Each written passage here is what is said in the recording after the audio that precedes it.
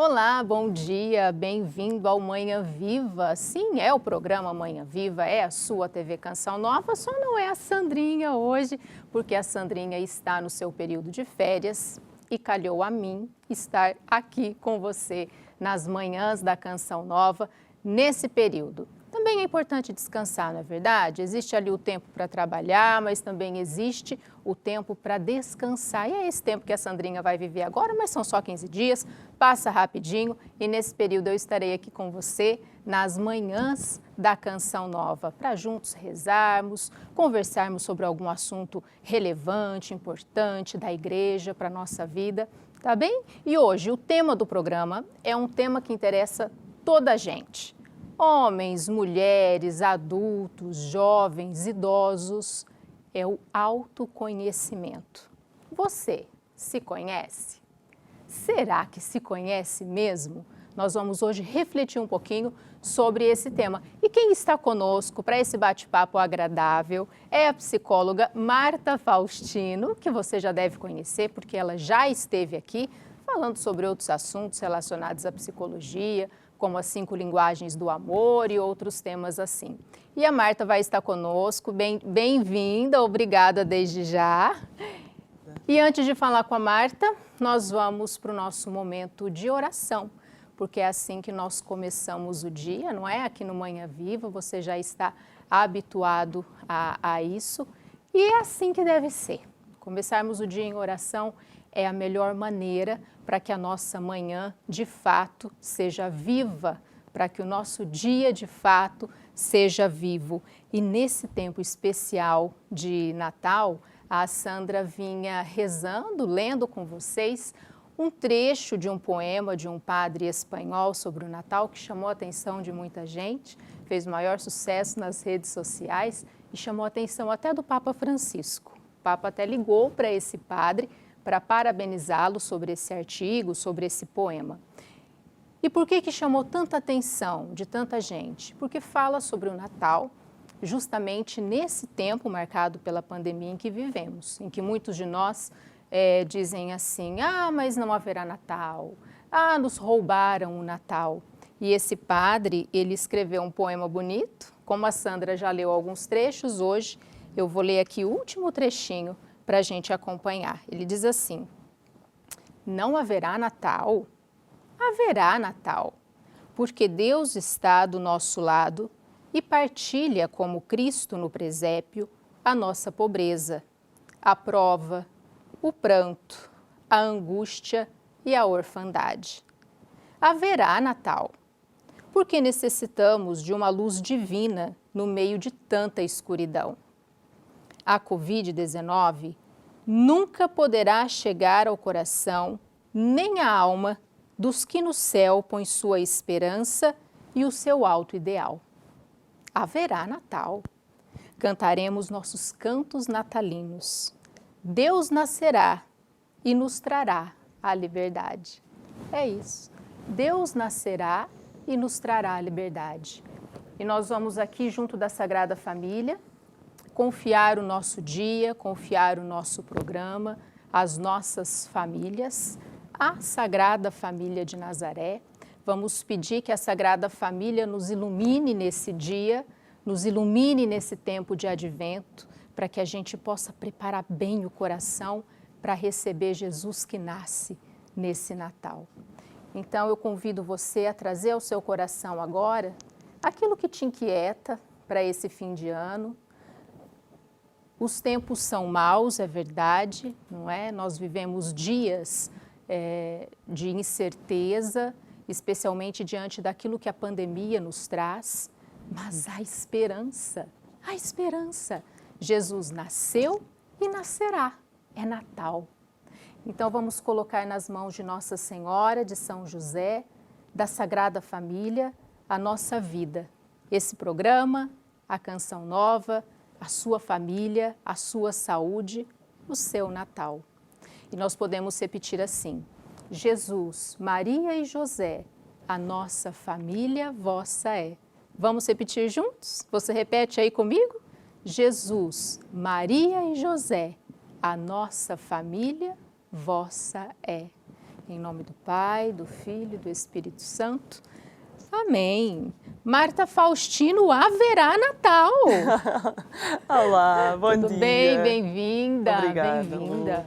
É Uma sempre reflexão gosto. bonita, não é? Muito linda, por acaso também, claro, isso esteve nas redes sociais, não é? Também já tinha ouvido e sem dúvida é algo que nós precisávamos também de ouvir, não é? Para não ficarmos só na parte negativa de tudo aquilo que nós estamos a viver. Exatamente. E o Natal ele vai haver sempre, por mais que a gente queira ou não, ele vai existir, não é? E embora a gente não possa, reunir Claro. todas as pessoas que gostaríamos, né? Porque o Natal nos lembra isso, muita gente, família reunida. Mas o sentido do Natal não se perde. Não se perde. A questão é que não vai ser a parte social, vamos dizer assim, não é? A festa, como costuma ser até então. Mas o Natal em si, Jesus vai nascer na mesma e Jesus tem que nascer nos nossos corações. Talvez a gente até consiga dar mais valor à essência do Natal, não é? Que não é só a troca de prendas, que não é só o estarmos a ter uma grande ceia, não é? Mas é exatamente isso de Jesus nascer nos nossos corações. Acho que vai ser um Natal muito bonito. Exatamente, é o nascimento de Cristo. Marta, você já esteve aqui outras vezes, mas sempre tem aquelas pessoas que nos acompanham pela primeira vez e pode ser que tenha alguém que não conheça a Marta Faustino e nem o seu trabalho. Então, fala um pouquinho de você e da sua área de atuação. Então, eu sou casada, tenho 2 filhos, tenho uma menina com 5 anos e um menino que vai fazer agora 2 anos, muito pertinho. Eu sou psicóloga, tirei a minha licenciatura, o meu mestrado, não é, lá em Lisboa, e entretanto fui-me aperfeiçoando e fui estudando outras áreas, não é? E aquilo que eu tenho mais trabalhado e que eu tenho mais pesquisado e que aprofundei foi realmente a logoterapia, que cá em Portugal ainda não é tão falado, não é? Eu sei que no Brasil a logoterapia é muito conhecida, há escolas pelo Brasil inteiro e há muitos artigos e muita investigação nessa área, inclusive é também da logoterapia aplicada às crianças, não é? E nós cá, ainda nem na logoterapia dos adultos, quanto mais depois aprofundar as várias outras vertentes da logoterapia. E sem dúvida que me tenho aprofundado aí. Eu dou consultas, já trabalhei em vários sítios e nós vamos falar um bocadinho sobre isso, portanto também não vou aprofundar já tudo, mas neste momento o que eu faço é realmente aquilo que eu sempre gostei e sempre desejei, que é fazer as consultas de psicologia clínica. Pronto, e quem quiser saber mais sobre a Marta e marcar uma consulta, tem o site martafaustino.com.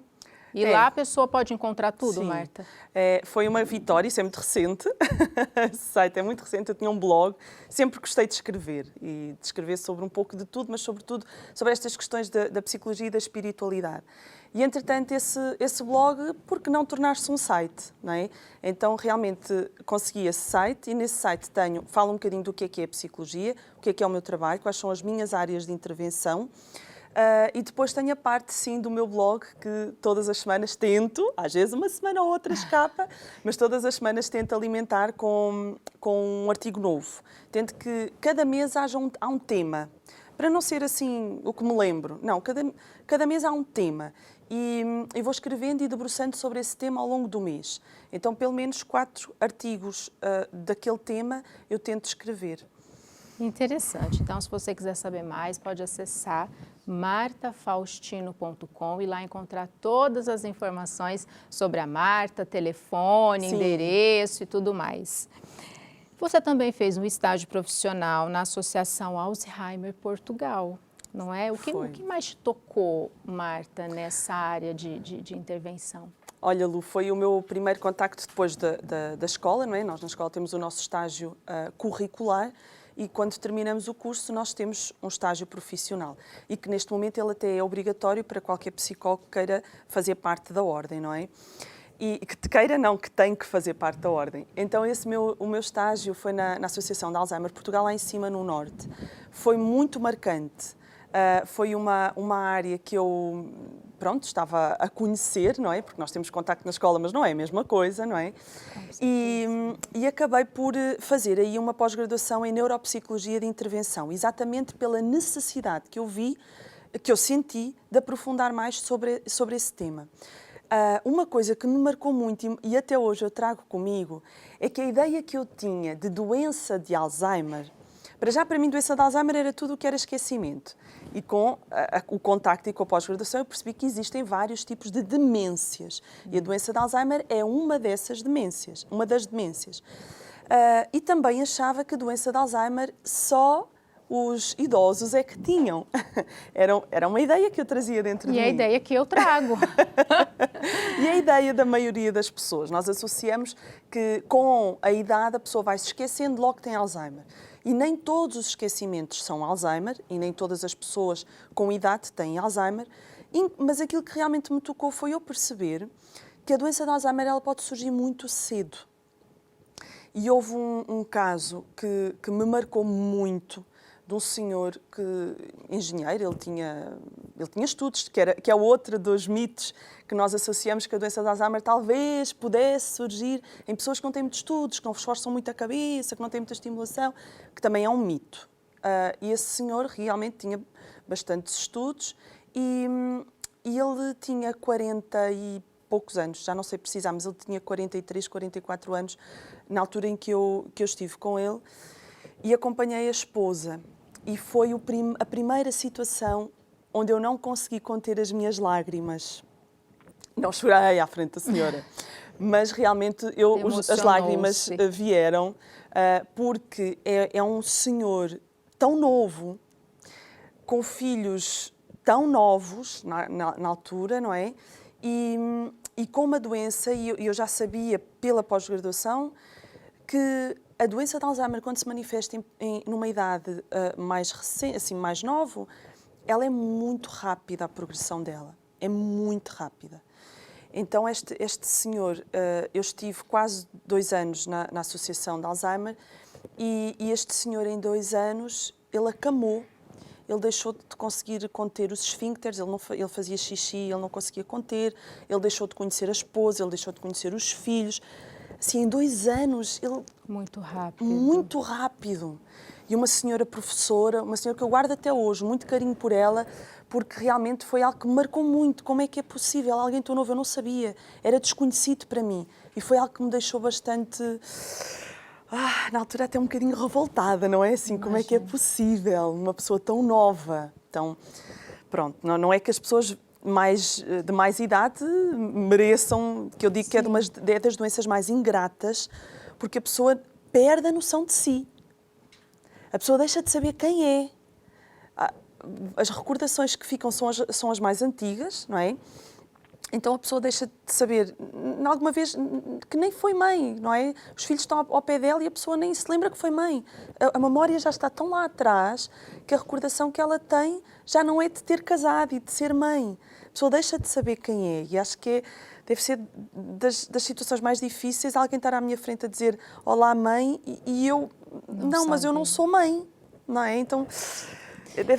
é muito ingrato. Eu me lembro que a minha avó materna teve Alzheimer.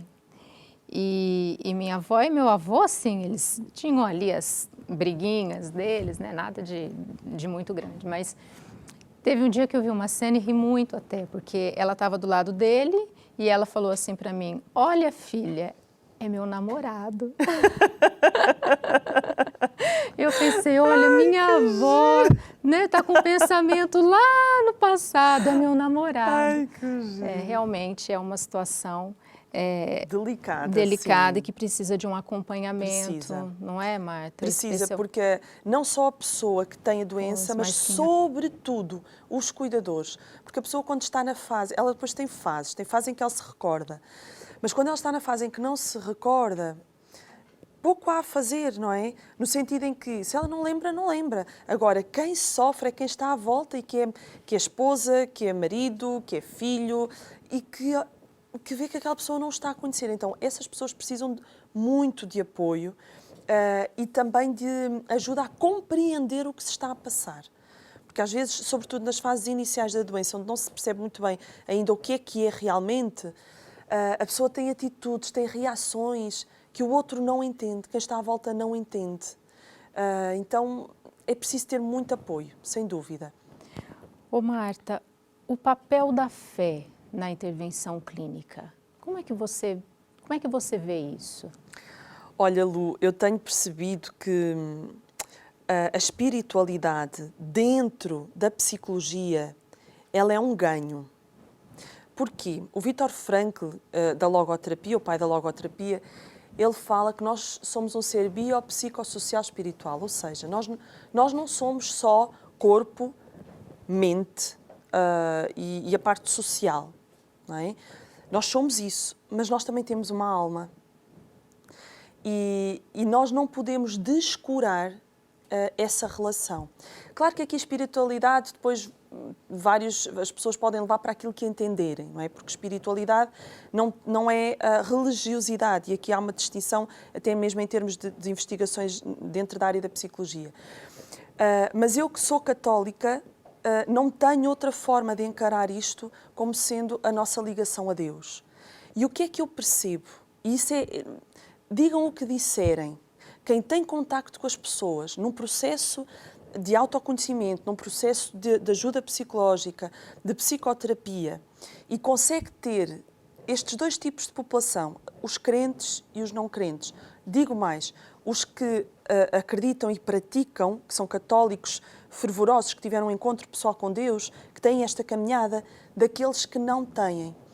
Porque quem tem esta caminhada consegue fazer uma leitura da sua história muito diferente. É aquele tipo de pessoa que, embora tenha os seus sofrimentos e que tenha situações na sua vida muito dolorosas e às vezes muito mesmo, não fica preso àquela situação. Eu costumo dizer, não fica a vitimizar-se. Coitadinho de mim, porque eu sou assim, porque me fizeram assim, porque eu sofri isto, e não sai dali. É uma pessoa que consegue fazer a leitura daquela situação para além do perdão, já não falando só no perdão, mas não fica preso. Percebe que a vida tem uma evolução. E há um sentido muito grande em tudo isto, que não é só o sentido do aqui e do agora. Viktor Frankl fala-lhe de um sentido último de tudo isto, que é sem dúvida, nós católicos, é sem dúvida o nosso retorno para a casa do Pai. Nós sabemos que a nossa vida não é aqui. A nossa vida verdadeira não é esta. E quando nós temos esta noção de que esta não é a minha vida verdadeira, é uma passagem, tudo aquilo que eu vivo aqui, eu consigo dar-lhe um outro sentido. E nós aqui é distinto, e eu consigo perceber isso perfeitamente. Há pessoas que nós vemos que ultrapassam as situações de uma forma muito rápida e, de repente, aquela situação que a trouxe à consulta não ficou resolvida. Isto acontece, é muito bonito ver isto. A situação não mudou, a situação não ficou resolvida, continua a mesma, mas a pessoa está diferente perante aquela situação. Não é que ela compreendeu o porquê daquilo, se calhar nem compreendeu, mas conseguiu dar-lhe um sentido. Enquanto que quem não tem Deus presente na sua vida como um pai, como alguém que a pessoa percebe que é uma transcendência, não é? Esta relação do transcendente, ela fica presa no aqui e no agora, porque aquela situação impede-me de ser feliz. Aquela situação impede-me de alcançar o meu sonho. Aquela situação cortou com algum tipo de relacionamento que eu tinha com alguém e que já não vai mudar mais, que já não vai voltar. E fica presa ao que perdeu, ao que não consegue, ao que não pode. É um obstáculo e para. Enquanto quem tem a espiritualidade, há um avanço. Claro que aqui, assim, eu enquanto psicóloga, eu não falo de Deus nas consultas se a pessoa não me dá essa liberdade para o falar, não é? Quando eu percebo que a pessoa realmente ela tem esta vertente, dá valor à espiritualidade e ela própria fala disso, é um caminho aberto e flui, que é uma maravilha. Quando as pessoas não dão essa abertura, ou a pessoa nem é católica, ok, temos que respeitar e, de acordo com aquilo que a pessoa traz, tentar ajudá-la a ver de uma outra forma a situação que está a viver. Mas sem dúvida alguma que isso, e os estudos em psicologia estão muito à frente nesse sentido hoje em dia, e no Brasil então fala-se muito, e há estudos muito interessantes onde realmente eles agarraram em psicólogos que utilizam a espiritualidade, e que eles próprios são... É claro que eles aqui não falam de católicos, eles falam da espiritualidade no geral, Sim. não é? E de psicólogos que não usam, e das próprias pessoas. E eles perceberam que realmente o avanço na terapia é muito maior quem tem Deus consigo e quem tem Deus na sua vida, que tem esta relação com Deus. Porque não é só ir à missa aos domingos, Sim. Lu, não é? Não estou a falar disso, porque isso é muito vazio. É quem tem um relacionamento. Uma relação com Deus. Exatamente. Né? Isso sim. Isso faz toda a diferença. A relação com a pessoa de Cristo, não é? É isso, é o relacionamento com uma pessoa. É o relacionamento com Jesus que vai nascer, que está ali no presépio, que vai nascer nesse Natal. E o Natal sempre é uma oportunidade para isso, não é? Para renovar esse encontro, para permitir que Jesus nasça novamente no coração. Olha, o papo tá bom, a gente daqui a pouquinho vai para o segundo bloco e a gente nem começou ainda a falar sobre o autoconhecimento, não é? Essa pergunta que tantas vezes nos inquieta: quem eu sou? Quem sou eu?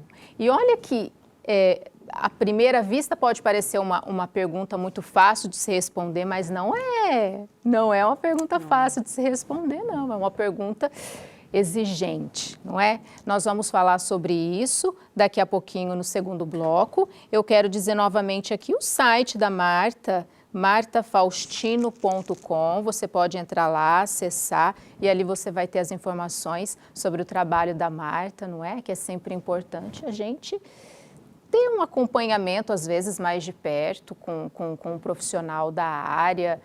Enfim, eu sou suspeita para falar, porque eu faço um acompanhamento também com uma psicóloga e me ajudou muito nesse processo de autoconhecimento. Eu acho que quanto mais nós nos conhecemos, mais nós crescemos numa liberdade interior, não é? Mas nós vamos falar sobre isso daqui a pouquinho no segundo bloco. martafaustino.com. Acesse e você vai ter todas as informações lá.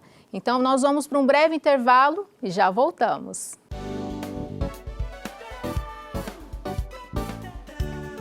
Olá, estamos de volta para a segunda parte do nosso programa, hoje aqui com a Marta Faustino, psicóloga clínica, e o tema autoconhecimento. É sobre isso que nós estamos aqui a falar. Ainda no finalzinho da parte anterior, eu dizia exatamente isso, né? Essa pergunta, quem sou eu, não é? Parece uma pergunta tão simples de responder, ora, quem sou eu? E aí você começa a pensar e gaguejar, eu sou... Não é uma pergunta fácil, não é, Marta? Por que essa pergunta não é fácil, Marta Faustino? Olha, Lu, eu acho muito interessante, porque quando eu faço essa pergunta às pessoas, antes disso, eu na adolescência, todos nós passamos por isso, eu recordo-me de eu fazer muitas vezes essa pergunta a mim mesma, não é? Quem sou eu? E até mesmo agarrar num caderno e tentar escrever as minhas qualidades, os meus defeitos, aquelas coisas assim. No Brasil nós tínhamos até um hábito, não sei se aqui era assim, era a rede social da época, né? Era um caderninho. Passar aos amigos. Tinha essas perguntas e passavam aos amigos para eles responderem. Exatamente, porque nós estamos num processo de autoconhecimento, de construção da nossa identidade. Muito forte, nós estamos ao longo da vida estamos sempre. Mas eu acho muito interessante, quando eu questiono as pessoas não esperam nunca essa pergunta. E ficam, como tu fizeste, gaguejar. Sou uma mulher, sou mãe, sou... Sim, mas e lá no fundo, não é? Mais profundo do que isso. Então eu até costumo fazer uma coisa, não sempre, isto não é para toda a gente, não é? Mas se a pessoa até gosta de escrever ou assim, o que é que eu faço? Peço à pessoa para escrever, ter um momento de reflexão ao longo da semana e trazer depois na próxima consulta essa reflexão, parar um bocadinho e responder essa pergunta, quem sou eu? Eu não costumo dar muitas indicações para também perceber o que é que a pessoa traz, a não ser que a pessoa esteja realmente com alguma dificuldade de entender por que caminho é que vai. Mas o que é bonito é que, se eu volto a fazer, a pessoa normalmente traz aquelas coisas assim práticas, as minhas qualidades, os meus defeitos, uma vez ou outra os meus sonhos, mas é um bocadinho difícil. é interessante ver que, passado um tempo, depois de estar na terapia, se eu volto a fazer essa pergunta, a resposta já é muito mais completa. É muito bonito ver isto. Isto é constatado. Mas realmente essa pergunta, nós ficamos assim, o que é que será que esperam ouvir de mim? É verdade. Não é? Porque assim, quem sou eu? Quer dizer, falo eu, se eu tenho 35 anos, eu sou tudo isto que eu vivi em 35 anos. O que é que quer exatamente que eu fale? E ficam assim um bocadinho. Mas o quem sou eu é nós termos contacto com a nossa identidade. Não é só a questão das qualidades que eu tenho e dos defeitos que eu tenho, que eu preciso de ter essa consciência. Mas é como é que eu sou na minha afetividade, na minha sexualidade. Como é que eu lido com as emoções? Como é que eu lido com os sentimentos? Que sentimentos é que mais pairam dentro de mim? Como é que eu reajo perante determinada emoção? Que traumas é que eu trago comigo? Que vivências é que eu tive que me fizeram ser de determinada forma? Que sonhos é que eu ainda trago, não é? Eu digo ainda porque às vezes as pessoas chegam ali aos 60, 70 anos, eu faço alguns acompanhamentos sonhos agora, já estou reformada, já vivi o que tinha a viver, já tenho netos, já não quero mais nada. E nós precisamos ter sonhos. Sempre. Os sonhos é que nos fazem dar aquele alento de vamos viver mais um dia. Ok, isto está difícil, mas eu ainda espero alcançar isto, não é? O sonho impulsiona-me, o sonho faz-me viver. Então, realmente, o Quem Sou Eu envolve um pouco de tudo isto. O Henrique Rojas é um psiquiatra que eu gosto muito. Ele é espanhol e é um psiquiatra muito católico. Ele tem vários livros e estão nas livrarias, é muito fácil de encontrar. E ele tem um onde ele fala exatamente quem sou eu. É um livro muito grande e ele aborda desde a psicopatologia, ele fala das doenças também que existem em termos de situações problemáticas da personalidade, mas ele fala de uma forma geral. E ele diz que a identidade tem 4 áreas de análise. A visão de si mesmo, ou seja, eu preciso ter uma avaliação justa de quem eu sou. Há aquelas pessoas que vivem só no ai, eu sou assim, coitadinho de eu não mim. consigo, eu, não é? Pobrezinha de mim, eu não sou capaz. Pronto, e tem uma visão muito negativa de si. Talvez até reduzida. Muito reduzida, muito. Isto não ajuda, não favorece, não é? E qual é a ideia depois no conjunto que tem dela? É muito pobre. Daí que nós falamos depois de uma autoestima baixa, aquela pessoa tem uma autoestima baixa. Isso também faz com que ela não ambicione muito, não há grandes sonhos, não há grande ideia de que se conseguir ir muito longe, porque tem uma noção muito pobre de si. Então, para nós construirmos a nossa identidade, nós precisamos ter uma visão realista de quem nós somos. E também não é ser... se eu vou dizer coisas muito boas, estou a ser convencido. Não, é uma visão justa. Se eu tenho noção que eu sou inteligente, ok, eu sou inteligente. Se eu tenho noção que eu sou paciente, ok. Eu preciso ter uma visão realista de mim. A segunda é a relação com os outros. Como é que eu me relaciono com os outros e qual é que é a visão que os outros têm de mim? Não no sentido de eu ficar presa à imagem que me é transmitida. Se alguém me diz que eu sou assim, então eu assumo que eu sou assim, ponto. Não, mas é importante eu ouvir o que é que o outro que é meu próximo, não é? O que é que o outro tem a dizer de mim. É uma forma de eu me avaliar e de eu perceber as minhas reações, qual é o impacto que tem no outro e de eu me rever, não é? A terceira é a visão da história pessoal, passado, presente e futuro, que é não focar só no passado. Os traumas que eu vivi, eles não podem condicionar quem eu sou. As vivências que eu tive não me podem formatar aquela pessoa. Eu preciso de ultrapassar isso, de aceitar aquilo que eu vivi, não é? Mas ultrapassar. Viver o meu presente em vista de um futuro. Então, uma visão de mim na minha totalidade, não é? E, por último, uma interpretação da realidade, que é o sentido das coisas. eu vivi isto, ou eu estou a viver uma situação muito difícil na minha vida. Que sentido é que tem isto? O que é que eu posso tirar desta situação que eu estou a viver? E aqui é muito interessante, vou fazer aqui uma ligação com o que falámos no primeiro bloco. Quando nós temos Deus na nossa vida, muito mais facilmente nós conseguimos perdoar.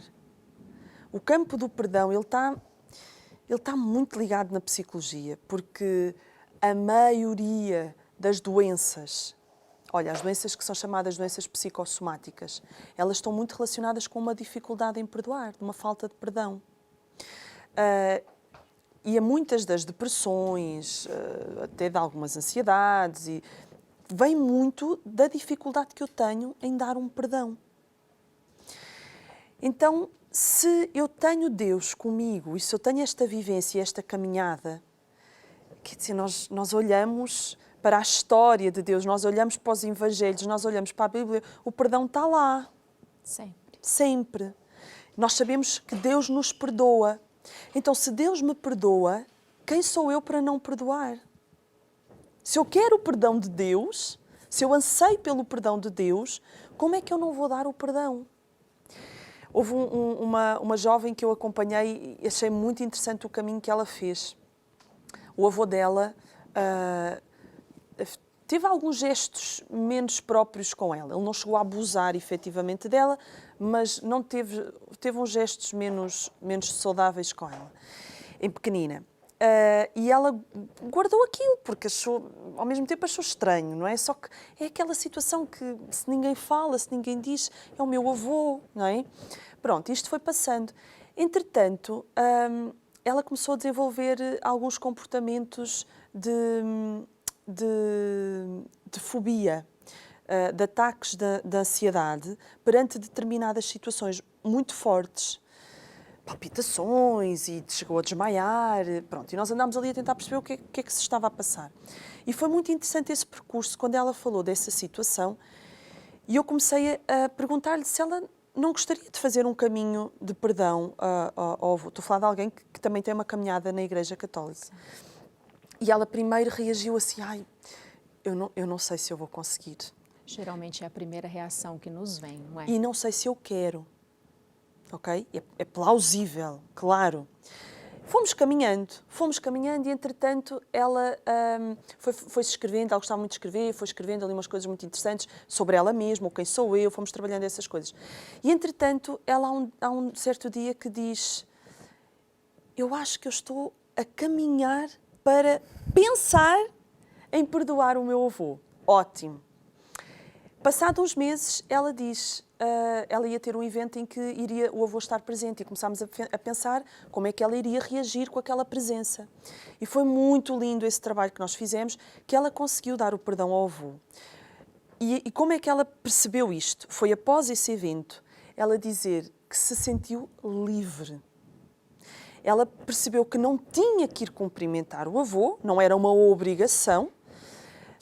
Também não ficou ansiosa com o facto de estar com ele no mesmo ambiente e sentiu aquilo com uma leveza. Ela achava, eu vou passar o tempo todo na casa de banho para não estar com ele, ou, não é? Aquelas coisas que... Sim. Não, ela sentiu uma liberdade e chegou à consulta e disse, eu achava que eu nunca ia conseguir perdoar o meu avô. E eu perdoei o meu avô. Então, esta libertação que a pessoa tem, mas também porque ela tinha esta caminhada com Deus. Não dava para ela fazer este caminho tão rápido como ela fez, sem ter esta caminhada em Deus. É muito bonito vermos esta questão da ligação entre uma coisa e outra, não é? Ô Marta, agora, esse processo do autoconhecimento é um processo... O próprio nome processo nos diz, né? É algo dinâmico e que leva o quê? A vida toda? Porque eu penso, por exemplo, hoje eu tenho 43 anos. Eu não sou a mesma Luciane que eu era quando eu tinha 34. Hoje eu me percebo mais madura, não é? Mas eu também sei que eu preciso melhorar em muita coisa e eu espero que aos 54 eu seja melhor, não é? Então, como é esse processo? É mesmo assim? É um processo, é como uma caminhada. Uma caminhada. É. Nós não podemos... Quem diz assim, eu já me conheço na totalidade, Isso. é mentira. Pronto, isso. Não dá para nós termos um pleno conhecimento de nós. Até porque, às vezes, só passando por determinadas situações, é que nós vemos a nossa reação, às vezes até estranhamos. É verdade. Como é que eu reagi desta forma? Seja pela positiva ou pela negativa, Sim. porque também posso ficar, uau, como é que eu consegui reagir desta forma? Então, nós não podemos dizer que nós nos conhecemos na plenitude. Na plenitude só Deus, não é? E só quando nós morrermos é que vamos realmente compreender tudo isto. Mas é uma construção. E todos nós passamos por essa construção. Quando nós temos ali os nossos 2, 3 aninhos, nós estamos a fazer essa construção da nossa identidade. Daí que nós estamos naquela fase do não. Tudo é não. Eu descobri a dizer não. Estou a dizer isso que o meu pequenino vai fazer 2 anos, não é? Ele está nesta fase. Tudo é não. Sim. Até mesmo queres a espeta, não, mas chora, quer. Claro, pronto. Então, é tudo uma construção. Passamos pela adolescência, como nós vimos no primeiro bloco também. A adolescência é sem dúvida, a fase crítica do autoconhecimento. É a fase em que eu realmente me percebo como uma pessoa independente. Assim, independente no sentido, eu já não estou tão presa aos meus pais, eu ainda estou, mas já não estou tão. Eu tenho as minhas relações, os meus pares, mas eu também ainda não sei muito bem como é que eu me situo ali, não é? É esta fase de independência, mas não sei muito bem. Então, aí sim é muito propício para nós termos aqueles encontros com os nossos amigos. Olha, diz lá como é que tu me vês, o que é que tu achas de mim, como é que eu sou, mas eu preciso do outro para eu me compreender. E à medida que nós vamos crescendo, já não vamos necessitar tanto de um outro que me diga aquelas coisas mais básicas. Tu és simpática, tu és inteligente, tu és paciente. Eu já não vou precisar desse amparo, desse feedback, mas eu vou precisar sempre assim, eu vou dizer, de um apoio, assim, no sentido, se eu tenho uma determinada reação e alguém me vem dizer: oh Marta, eu percebi que tu reagiste um bocadinho no impulso, não é? Tu falaste se cá foste um bocadinho bruta. Eu vou precisar desse feedback, porque se eu não tenho noção de como é que eu reajo quando eu estou irritada, eu vou precisar de que alguém me avise e de que alguém me diga, num primeiro momento, para eu ter consciência. Esta questão das emoções, todos nós deveríamos fazer um curso, não é? Eu acho também. Não é? Porque assim, nós não nascemos ensinados. É verdade. E os nossos pais também não sabem tudo. E eu também sou mãe e também não sei tudo para conseguir ajudar os meus filhos. Mas nós precisamos de conhecer o que é que eu sinto, porque às vezes eu não sei dar nome àquilo que eu sinto, o que é que eu sinto e como é que eu, Marta, reajo quando eu me sinto assim. Se eu souber isto, mais facilmente, num contacto com o outro, eu vou perceber, espera lá, eu estou irritada, espera, quando eu estou irritada eu falo mal, falo de forma grossa ou grito. Então calma, respira fundo e aqui vou tentar arranjar técnicas.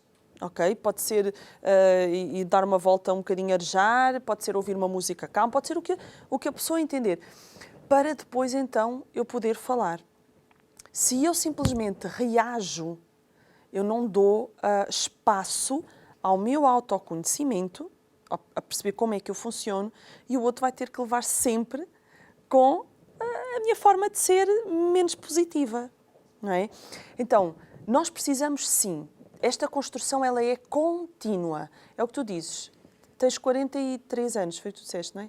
44, eu falei mal. Não faz mal.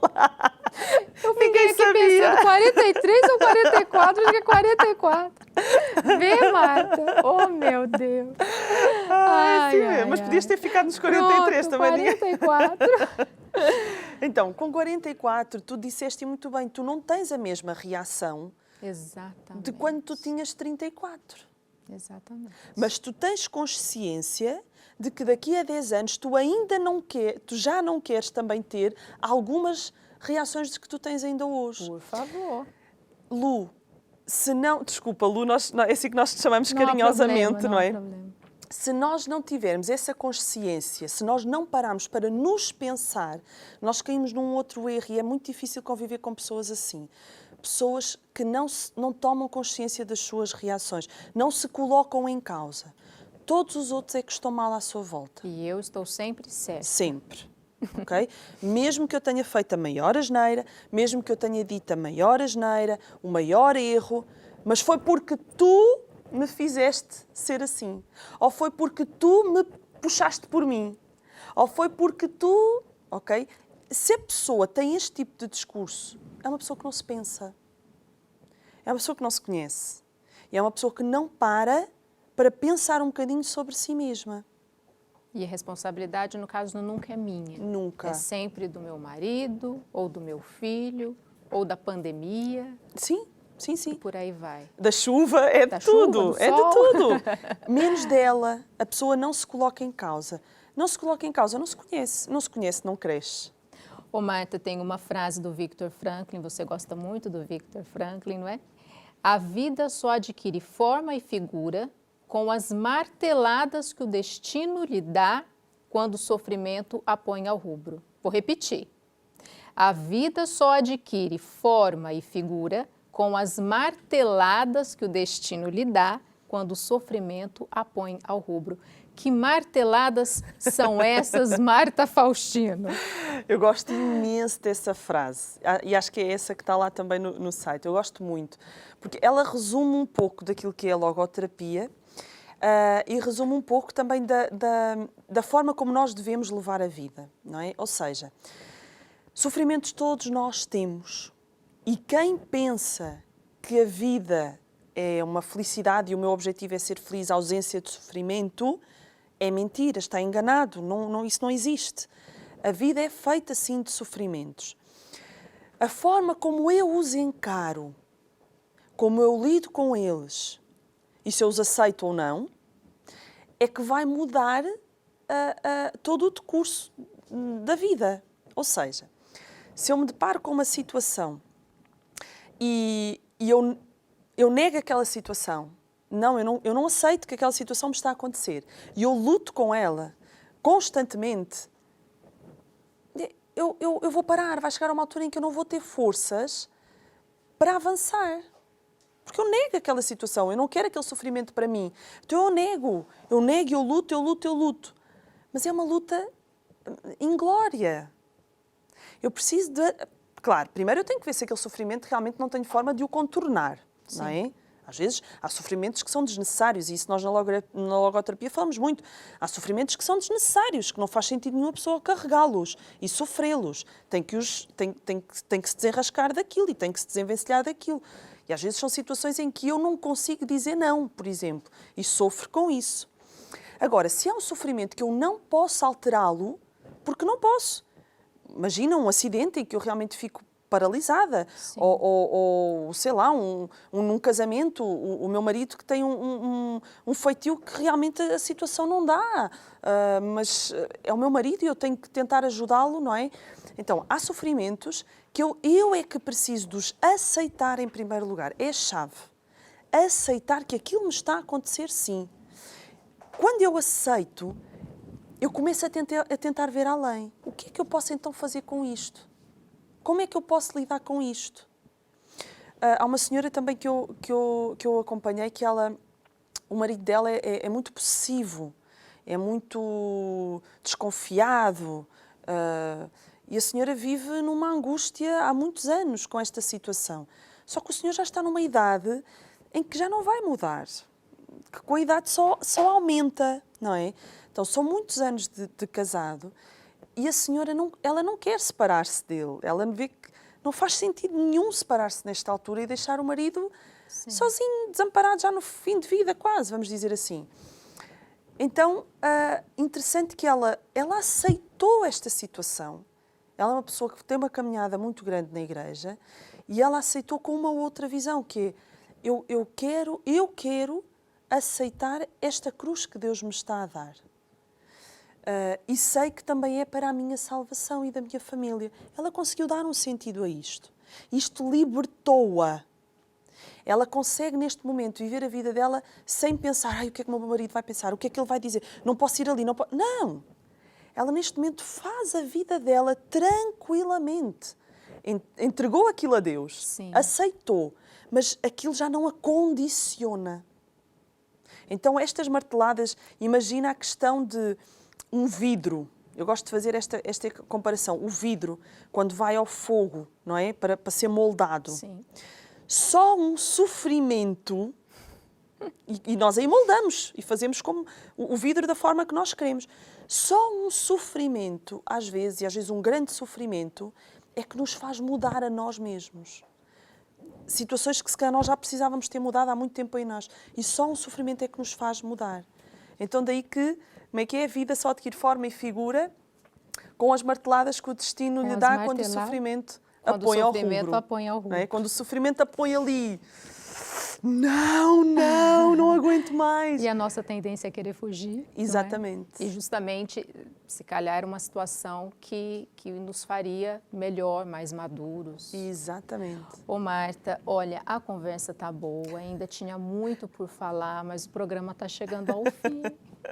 Mas você estava dizendo, nesse exemplo que você trouxe, algo que para mim, sempre que eu falo sobre autoconhecimento, que eu penso, alguma reflexão nesse sentido, é justamente essa liberdade interior, não é? Que traz. Então, você que nos acompanhou nesse programa, você que está assistindo Manhã Viva, procure saber quem é você, não é? Procure parar para fazer essas reflexões, essas perguntas, se calhar são perguntas que você... não sei, nunca se fez ou tem até medo de fazer, não é? Mas para um bocadinho, aí, olha, é um tempo propício também, não é? É advento, o início de um novo ano está chegando e são reflexões que se você ainda não faz e começar a fazer, pode ser uma mais-valia para o próximo ano, não é mesmo? A Marta trabalha nessa área, eu já falei aqui algumas vezes, vou repetir o site, martafaustino.com, lá tem o endereço onde ela atende, lá tem o número do telemóvel, lá tem todas as informações, não é? Se você quiser e se interessar. E, Marta, obrigada, ainda tinha muito por falar, mas o tempo nos obriga. Obrigada, Lu. Muito obrigada por estar aqui. Foi uma conversa muito agradável. É sempre um gosto. E é sempre bom ter alguém assim para nos orientar nas reflexões, abrir um pouquinho o nosso campo de visão nesse sentido. Muito obrigada. De nada, eu agradeço o convite. Quando quiserem, estarei cá. Ah, queremos sempre. Com certeza, queremos sempre. Olha, então, nós estamos aqui em tempo de advento, em tempo de Natal, nosso cenário está bonito, não é? Mas também temos que estar atentos aí a essa época de pandemia, de Covid. Então, fé em Deus, esperança, nada de desespero, mas responsabilidade, não é? Também é uma época, acho que essas duas coisas... Duas coisas, não é bem coisas, mas enfim, você entendeu. Podem caminhar bem juntas, não é? Por um lado é a fé em Deus, a confiança em Deus, a esperança, não desanimar. Mas por outro lado tem a nossa parte, a responsabilidade, o uso de máscara, o distanciamento social, enfim, tudo aquilo que a DGS nos orienta aí para a gente viver bem, passar bem aí por essa fase, ou se não passa bem, passar com um pouco menos de dificuldade, mas o importante é isso, confiança em Deus e responsabilidade da nossa parte. Você é convidado a acompanhar agora, continuar acompanhando a programação da TV Canção Nova, não é? Para que essa manhã continue aí viva. Nós temos agora a adoração ao Santíssimo Sacramento, em que você pode rezar com Jesus Eucarístico, colocar ali as suas intenções, quem sabe um pouquinho da reflexão que você acompanhou aqui nesse programa, não é? Isso também é matéria-prima para a sua adoração. Você apresentar aí a Deus aquilo que essa conversa causou aí interiormente. E depois da adoração, a transmissão da missa do Santuário de Fátima. Então, permaneça aqui com a programação da TV Canção Nova. Que Deus abençoe você e até o próximo programa, se Deus quiser.